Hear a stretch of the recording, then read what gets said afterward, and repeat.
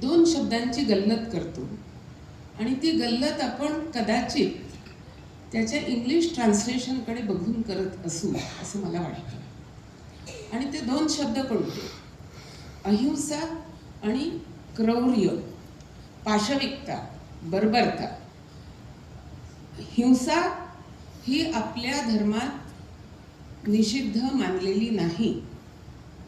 आपल्याला शिकार करून पोट भरायचं असेल आणि शिकारीसाठी प्राण्याला मारायचं असेल तर ती हिंसा निषिद्ध नाही, पण ती हिंसा करत असताना अट काय आहे की तुमचा बाण, तुमची तलवार ही अशा सामर्थ्याने उगारली गेली पाहिजे की मरणारं जानवर हे एका झटक्यात मेलं पाहिजे, त्याच्या वेदना कमीत कमी व्हायला पाहिजे।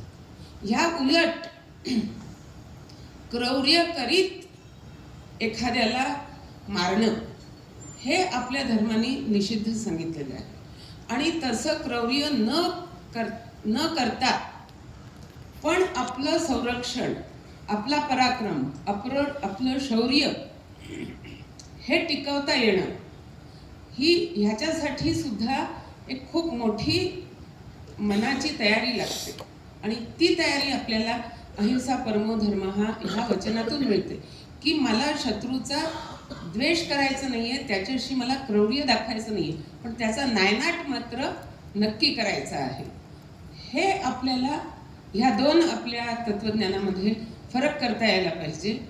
कारण ज्या भगवद्गीतेत दैवासुर संपत्तीचा एकूण परामर्श घेताना भगवंतांनी अहिंसा हा पहिला गुण सांगितला दैवी संपत्तीचा।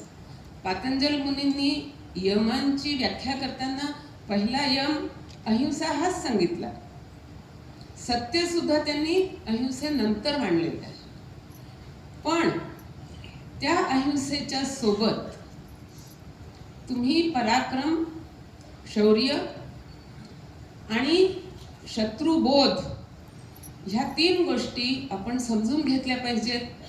शत्रूबरोबर आम्ही क्रौर्य दाखवणार नाही, पण म्हणजे आमचा पराक्रम, आमची तलवार आम्ही म्यानात गुंडाळणार नाही हेही आपल्याला समजलं पाहिजे। आणि तेच ह्या नाटकातून आपल्यासमोर व्यक्त होत आहे। ह्या सर्व मंडळींचं मी खूप खूप अभिनंदन करते आणि त्यांचे आभार आपल्या सर्वांच्या वतीने मी त्यांचे आभार मानते। जय हिंद, वंदे मातरम।